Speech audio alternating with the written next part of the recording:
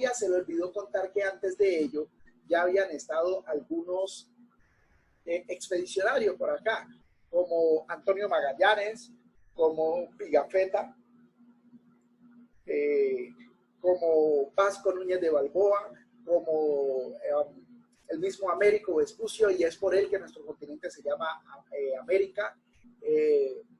Por Vasco Núñez de Balboa, nuestro océano Pacífico, el mar que nos corresponde del océano Pacífico se llama Mar de Balboa o Mar Vasco Núñez de Balboa. Ya ellos habían estado acá, pero con unos fines científicos o expedicionarios, no con los fines que llegó luego Cristóbal Colón y el equipo de Reus. Ahora bien, cuando ellos entonces conocen ya esta parte del mundo, se dan cuenta que hay demasiado oro, y eso hace la necesidad entonces de tener que traer más esclavizados. ¿Hasta el momento tienen alguna duda?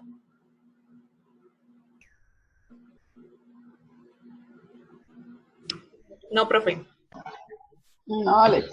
Hasta el momento todo claro, Alice.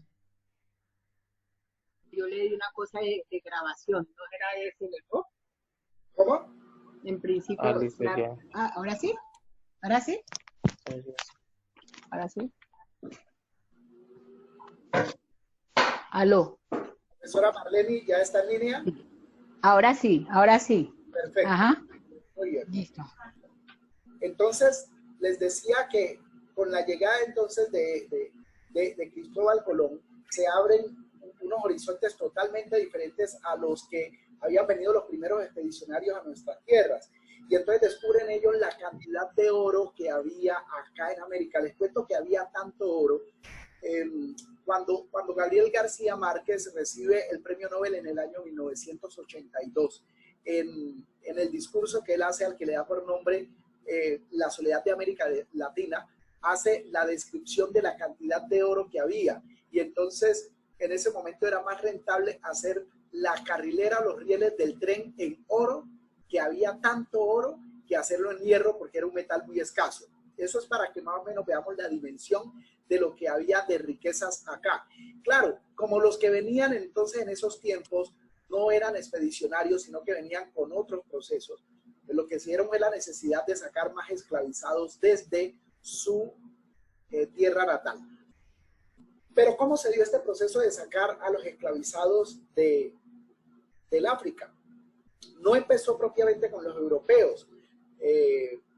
Y cuando nosotros hablamos europeos nos vamos a referir a tres grandes familias: los españoles, los ingleses y los portugueses.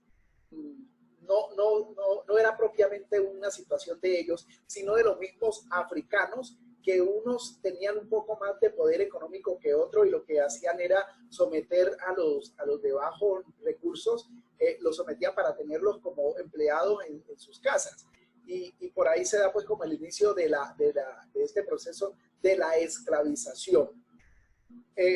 Luego vieron los mismos africanos que era muy rentable poder vender a todos esos esclavos o esclavizados, perdón, que tenían, porque llegaron a un momento en que tenían tantos, y pues que también no era rentable tener tantos porque costaba mucho, pero sí era rentable venderlos a otras personas que pudieran necesitar. Y fue ahí donde empezaron a abrir el mercado hacia Inglaterra, hacia Portugal, hacia la misma Francia. El último lugar en involucrarse en todo esto fue España como tal.